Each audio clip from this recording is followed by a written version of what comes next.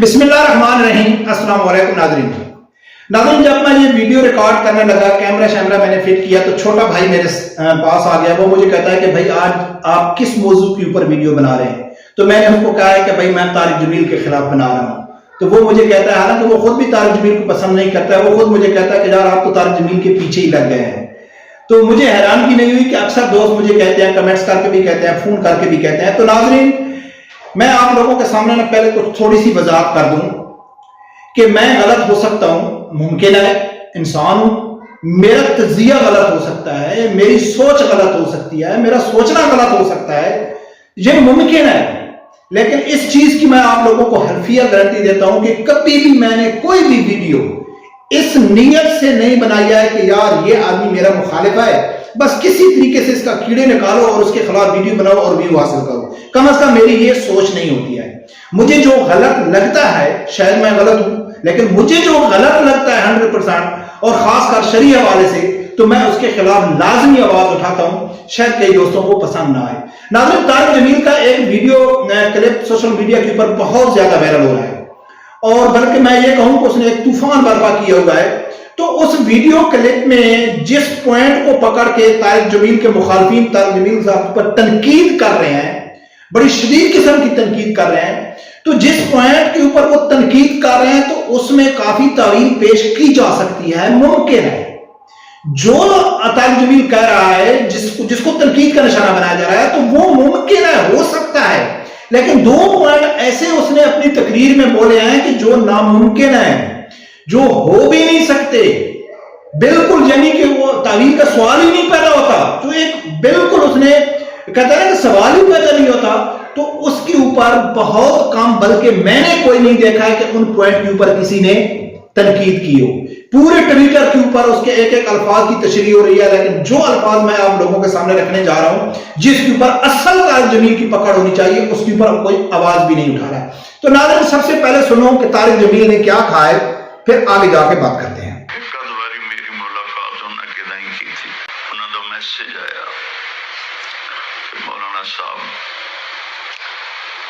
میری عادت ہے میں روزانہ 1,00,000 دفعہ درود شریف پڑھنا، تو مینوں بہت زیادہ اللہ دے نبی دا دیدار ہوندا ہے،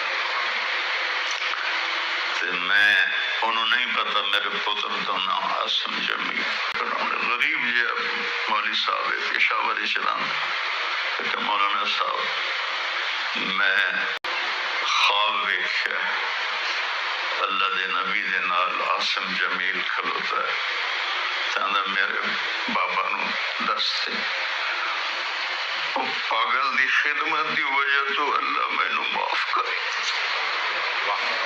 میرے سارے گناہ معاف کر، میں نو اپنا دیدار کروا دی۔ ناظرین، سب سے پہلے میں آپ لوگوں کے سامنے طارق جمیل صاحب نے کہا کیا ہے، کئی لوگوں کو سمجھ نہیں آتی۔ پھر وہ دو پوائنٹ دیکھیں۔ طارق جمیل کہتا ہے کہ میرا ایک کوئی عالمی دین ہے جو پشاور کا ہے، اس نے مجھے کہا ہے کہ مجھے خواب آیا ہے کہ آپ کا بیٹا نبی پاک صلی اللہ علیہ وسلم کے ساتھ کھڑا تھا، اور اس نے کہا ہے کہ میرے بابا کو جا کے بتا دینا کہ اللہ کی ذات نے اس پاگل کی وجہ سے میرے گناہ معاف کر دیے اور مجھے اپنا دیدار بھی کرایا۔ اب ناظرین،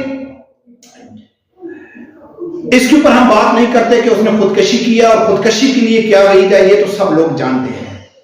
لیکن نبی پاک صلی اللہ علیہ وسلم کا خواب میں ملنا اور کسی کو یہ بشارت ہونا کہ اس کی اللہ کی ذات نے گناہ معاف کر دی ہیں، تو یہ ممکنات میں ہے، یہ کوئی ناممکن نہیں ہے، کوئی اتنی بڑی بات نہیں ہے کہ ایک گناہگار آدمی کو کوئی خواب میں آتا ہے کہ جی میرے گناہ معاف ہو گئے کسی ایک نیکی کی وجہ سے، تو یہ ممکن ہے۔ لیکن طارق جمیل صاحب نے بہت بڑی ایک ناممکن چیز میں بات کی۔ ایک تو ناظرین، اس طارق جمیل نے جس پٹھان کا ذکر کیا، وہ چاہے عالمی دین ہے یا چاہے کوئی ہے جو کہتا ہے کہ مجھے خواب میں آیا، تو اب ہر آدمی کہے گا کہ یار معلوم نہیں وہ کون ہے، شاید وہ جھوٹ بول رہا ہے، میں ابھی کہہ دوں کہ مجھے خواب آیا تو میری بات کو لوگ کیوں یقین کریں۔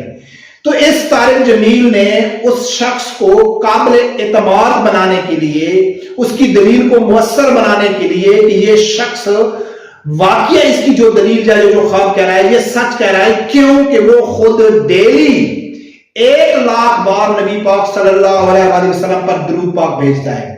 تو یہ ناممکن ہے کہ کوئی شخص دن میں 1,00,000 بار نبی پاک صلی اللہ علیہ وسلم کے اوپر درود پاک بھیجے.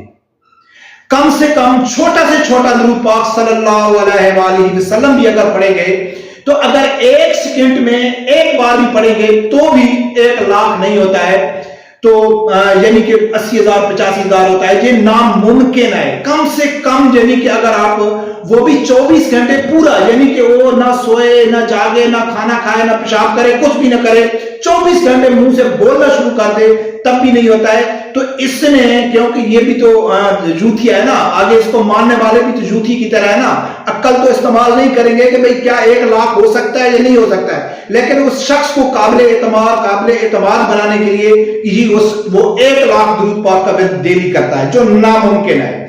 دوسرے نمبر پہ ناظرین نے جو بہت خطرناک بات کیا ہے, میں یہ سمجھتا ہوں, میری ویڈیو کئی عالم دین سنتے ہوں گے جن کے پاس دینی علم ہے, میرے پاس تو بالکل نہ ہونے کے برابر ہے. میں تو بڑی احتیاط سے ویڈیو بناتا ہوں دینی معاملات کے اوپر. تو دوسرے نمبر پہ یہ کہتا ہے کہ بھئی میرا بیٹا جو تھا وہ نبی پاک صلی اللہ علیہ وسلم کے ساتھ کھڑا تھے اور اس نے مجھے پیغام دیا کہ میرے پاپا کو بتانا کہ اللہ کی ذات نے میرے سب گناہ معاف کر دیے اس پاگل شخص سے محبت کرنے کی وجہ سے. میرے گناہ معاف کر دیے, مجھے بخش دیا اور مجھے اپنا دیدار بھی کرایا. مجھے اس کی ویڈیو سے یہ 100% میں یہی سمجھا ہوں کہ یہ اللہ تعالیٰ کے دیدار کی بات کر رہا ہے. آپ بار بار ریپیٹ کر کے سن سکتے ہیں. تو یہ ہمیں سمجھ نہیں آتی کہ یہ ایسا مقطع فکر دیوبند ہے کہ میں زیادہ مسئلہ لیول پہ ویڈیو نہیں بناتا ہوں کہ یہ نبی پاک صلی اللہ علیہ وسلم جب عرش پہ گئے تھے تو یہ جو اللہ کی ذات نے اپنا دیدار کرایا تھا نبی پاک صلی اللہ علیہ وسلم کو, اس کی بھی یہ قیل نہیں ہے. دیوبند والے اس کے بھی قیل نہیں ہے.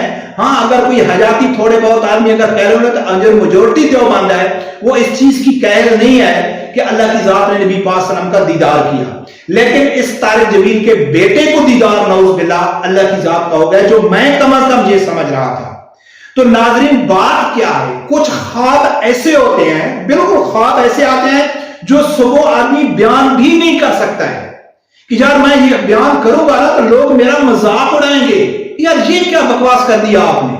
ٹھیک ہے, لیکن طارق جمیل صاحب نے اپنے بیٹے کی جو ظاہری صورت میں نظر آ رہا ہے کہ اس نے بہت بڑا کبیرہ گناہ کیا ہے, ٹھیک ہے, اس کے اوپر جو تنقید ہو رہی ہے اس کو چھپانے کے لیے اسے دوسرے دن یہ کہہ دیا ہے کہ جی مجھے خواب میں ملا ہے کہ آپ کے بیٹا جنتی ہے. واللہ اللہ بہتر جانتا ہے, لیکن 2 چیزیں جو طارق جمیل صاحب نے بولی ہیں وہ بالکل غلط بولی ہے کہ کوئی بھی آدمی ڈیلی 1 بار 1,00,000 بار یعنی کہ درود پاک نبی پاک صلی اللہ علیہ وسلم کے اوپر نہیں بھیج سکتا ہے.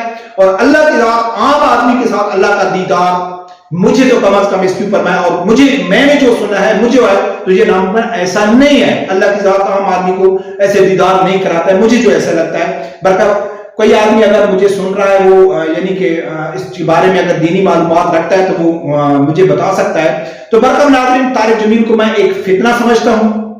فتنے کے علاوہ میں طارق جمیل کو کچھ بھی نہیں سمجھتا ہوں کہ اس کے بہت سارے متضاد بیان, بہت سارے گستاخانہ, بہت سب سے زیادہ میرے کو جو اس شخص کے اوپر یعنی کہ بہت زیادہ نفرت ہوئی ہے وہ اس لیے ہوئی ہے کہ اس نے کہا تھا آسیہ ملونہ کے بعد پاکستان کے ہر مقطع فکر کے علماء نے اس کی مذمت کی تھی. کسی نے روڈ کے اوپر کی تھی, کسی نے ممبر کے اوپر کی تھی, کسی نے احتجاج کر کے کی تھی.